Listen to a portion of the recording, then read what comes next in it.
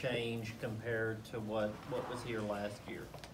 I think you're always looking to tweak little things and do things a little bit different, but you know, like I said last spring, the nuts and bolts of everything is going to be the same, you know, but we're always looking for ways to do things a little different and do things a little better.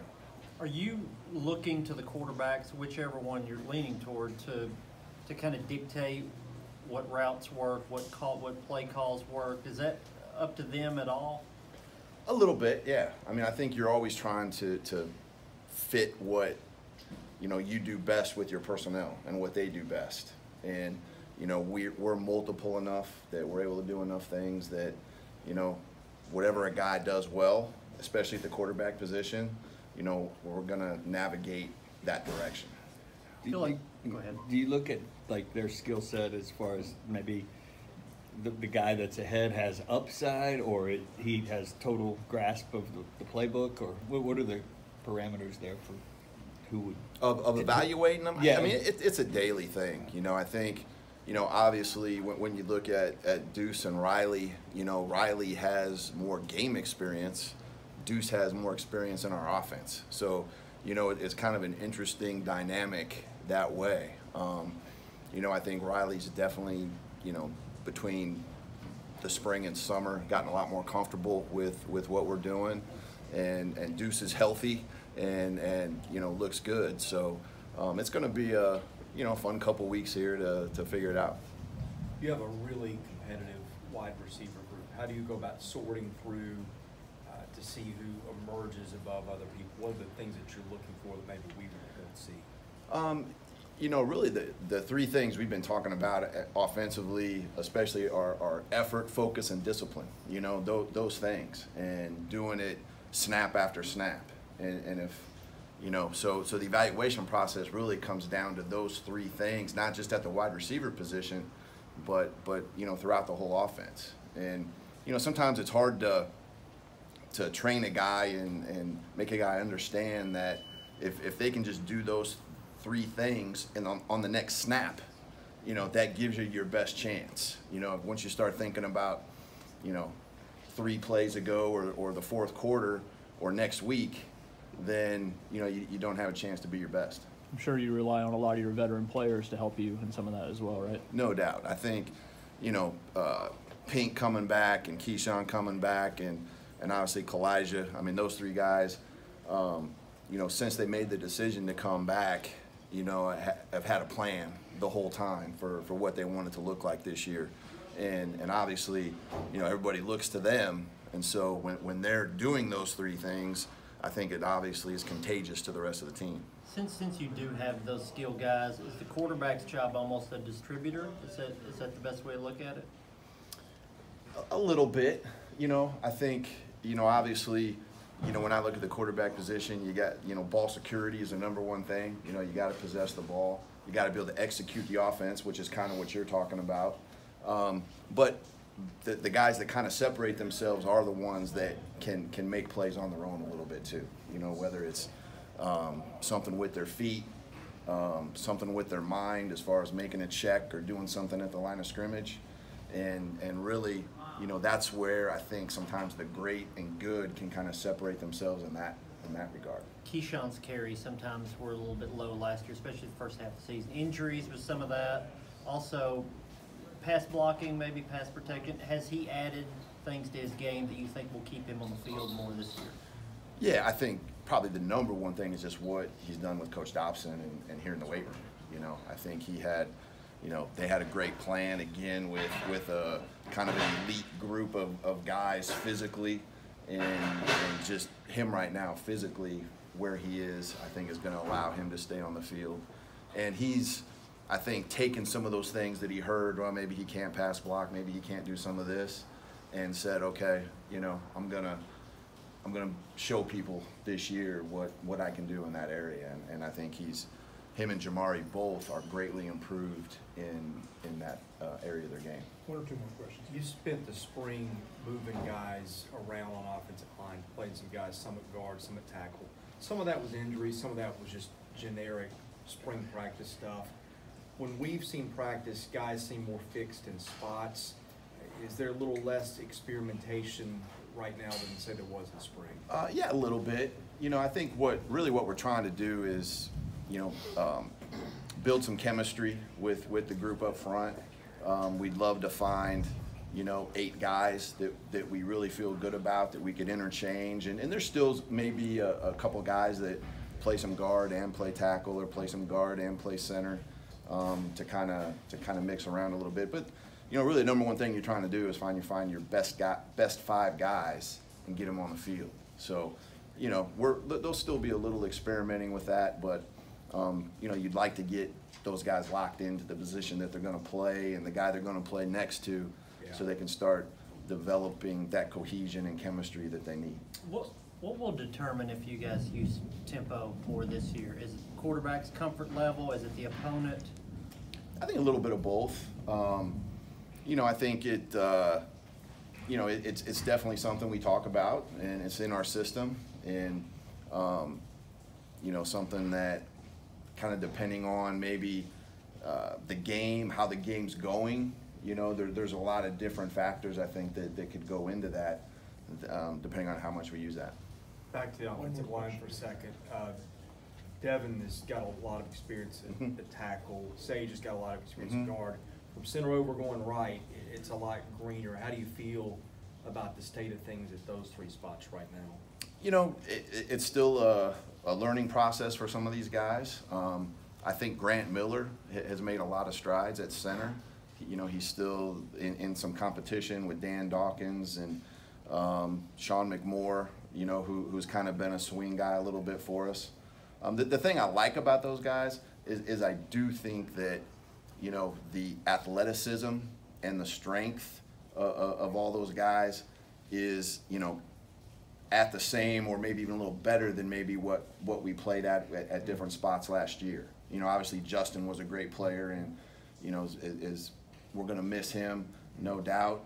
But I think, just the athleticism of some of these guys, they have to overcome the inexperience with that, especially at the beginning. But hopefully they can come together and be a good group. Philosophy in the off season, or even late last season, where you guys said we got to add some 300-pounders up front. What does that help? I think Coach Mason said it best. He said a stimulus package. So what we did is we went out and we looked for, regardless of age, we looked for experience. So we brought in some grad transfers. Some young men did a nice job both in high school and at the junior college, so they were able to get into school, and that's a big deal for us.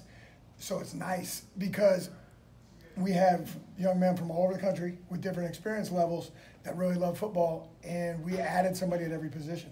What's the difference in a 280-pound guy and a 300-pounder up there? Is there a difference just having that little extra size? Well, here's the difference. Force equals mass times acceleration, all right? So there you go. There's some Vanderbilt for you. Okay, but it's true, right? So you got to be able to accelerate your mass. So the bigger you are, if you can accelerate, then of course you can play. But we want strong weight. We don't want bad weight. Our young men, especially our guys up front, what was great that they got to do is a lot of our defensive players played 300 or more snaps, and a lot of them were up front. We said last year at this point in time, right at this press conference, we need everybody. We did. We used almost every player on our defensive roster in games, and we approach it that way. We're going to continue to approach it that way, but now we got more experience, and now we have more power. Eddie's Turner is a body type that you've not had on that defensive line. How big of an impact has he made for you so far? Well, Eddie's been working since he's been here about getting in shape. Eddie has some nice quick twitch, but he's got to make sure he can play in and play out for us. He's working on that through 5 days. Another one of those guys, Polino Bell, every down guy or just third down pass rush specialist? How do you kind of see him playing? Well, he's had 5 practices. I really like his effort. He's had a few plays where he's really worked to run. One of our slogans is all gas, no brakes. So he's lived that so far. And again, everything's a competition, so we're open. But he's done some nice things through 5 days, and we're looking to see what he can do. How do you judge the new guys once you get more into pads and contact and all that? How do you judge if one of these new guys that we're naming are ready or not for a game, to help you in a game? How they can play in and play out. The thing that we've approached our defense with all year is strain, okay? And the word train is within strain. So there's a couple reasons that means we got to train in here. We're sitting in the weight room right now because it rained, if you didn't know. Okay, and there's lightning everywhere, which is kind of cool. But we're in the weight room, so part of it starts in here. Okay, and then it's how you can strain, play in and play out. What I mean by strain is this: if you're double teamed, sometimes you got to do the hard down. We got to do that hard down better here. So you may have two guys on you. We've had some good examples through 5 days where we got to strain to stay in that gap. If it's your job to set the edge of the defense and make sure everybody else can run inside out, you got to strain to do that. If it's a 12-play drive, you got to strain to no matter what, not let them in the end zone. So that's our biggest emphasis with the defense. We talk about the ball, there's only one, we got to get it. But we have to strain in everything we do. So that's through every player. Every player, every position, from the D-line, from the front to the back. Strain is it. Is it safe to say that the scheme is not going to change that much from last year to this year, more just better personnel, deeper personnel? Well, what's great here is we have a lot of coaches and experience on the defensive side. So we're pretty experienced in both the college and the NFL level. We've been exposed to many different kinds of schemes. So what you do is you want to make sure the schemes fit the players. So we made some things that'll look different to people and some things that'll look the same to people. But what we're constantly doing is trying to evolve it for our players. What can they do? How do they play as fast as they can? And how do we put them in positions to make plays? So again, some things will look the same, some things will look completely different. Your recruiting class at defensive back 2 years ago, the Jerkins, Douglas class, most of those guys didn't play last year, but on paper they were really talented when they got here. Are any of those guys starting to emerge as potential factors now? You can tell I'm smiling, okay? Here's what's been impressive through 5 days. Our competition in the DB room. You guys asked a little bit about the DBs, the ones we brought in, different ages. That group of corners and safeties, they're competing. Young, old, doesn't matter. They're competing. They are running, they're flying around, they're attacking the ball. It's really fun to watch. And through competition becomes, you got to earn the right to see the field, and those groups, they're really working on that. So I would expect to see not only that class, all of our young men contributing both for Coach Fitz on special teams and for us on defense. You put on pads today. Could you get a sense that the, I guess, competition level was raised up a little bit? Well, I thought when we started certain periods a day ago that we needed to have a talk about it as a defense. So today we had that talk in meetings, because what you want your young men to do is focus on each day. You know, some of the questions that we ask or we talk about are in different situations. You know, young men coming in or the future of the present, you know, that's different. When you play football, it's about each day. So today when we put on the pads, I thought that intensity level was even up from the day before. So I'll answer it that way. The intensity level, there's still things to fix. It's practice. That's what you do. Mistakes are just lessons. You learn from them, especially in practice. So, and you fix the mistakes and you move on. But our intensity level was better today. But it needs to stay there all the time. Every day the intensity should be give whatever you have every day. We're getting closer to that. You coach defense at all different levels, NFL you mentioned. Is there anything, having gone through the SEC in one season, was there anything different about this job than was different from the Pac-12, from the NFL, from a defensive perspective? Well, I think first is the definition of different. Different's not bad, it's just different. So there's a lot of things that I thought that we can build on. Attacking the ball.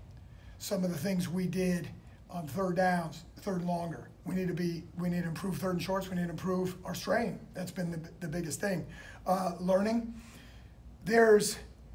When you go through college football, it's a little bit more of a sprint, which we talked about anyway. The NFL is a little bit more of a marathon. 20 games, a bye week, and then you go into the playoffs. College football is 12 games with 1 or 2 byes. This year we have 2. So it's a little bit more of a sprint. So it's how quickly you can put the last game away. Doesn't matter. You want to go 1-0 every week. That's all of our goals, of course. But whatever that is, you got to turn the page. You got to turn it fast. So one of the things that we worked on researching in the offseason is that.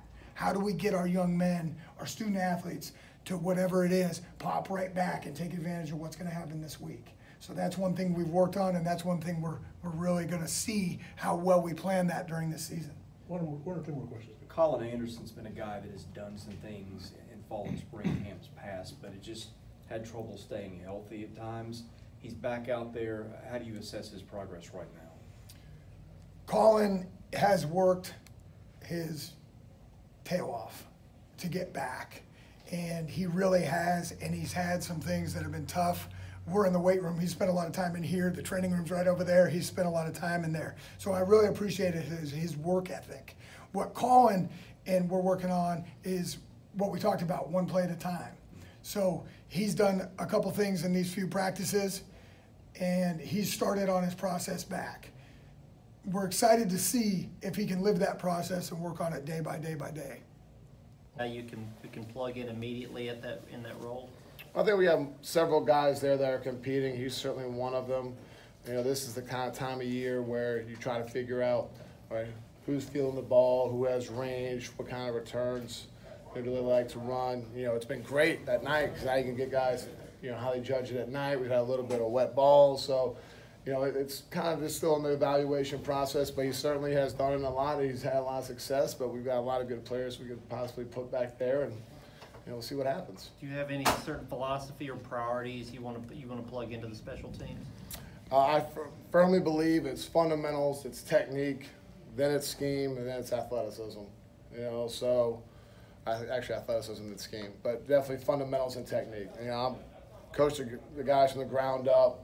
You know, and I believe that to my core. You know, so that's something that we're definitely focusing on. How much value do you place on explosiveness in the return game? Well, I think that's varying degrees, right? I mean, explosiveness could be, you know, obviously big returns, you know, blocked punts, you know, and not just big returns, but I mean, if you average 10 yards for punt return, that's one less first down, right? I mean, it's a lot less guys you have to block on downs 1 through 3.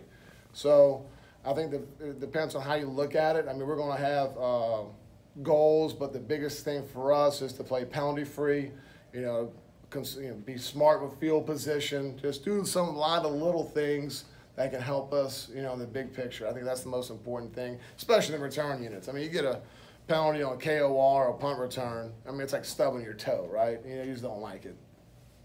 One or two more? What's with the rolled up towels tucked under the arms? What does that teach them?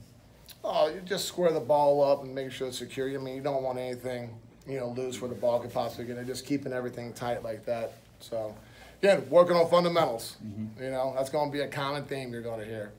You're working with the tight ends yes, as well, sir. correct? So tell us about those guys outside of Pinckney. What are some other guys you like over there? Oh, I mean, it's a deep room. It's a smart room. You know, it's a hard-working room. You know, we got some young guys. It's really a nice mixture. You know, we got some older guys. We got some young guys.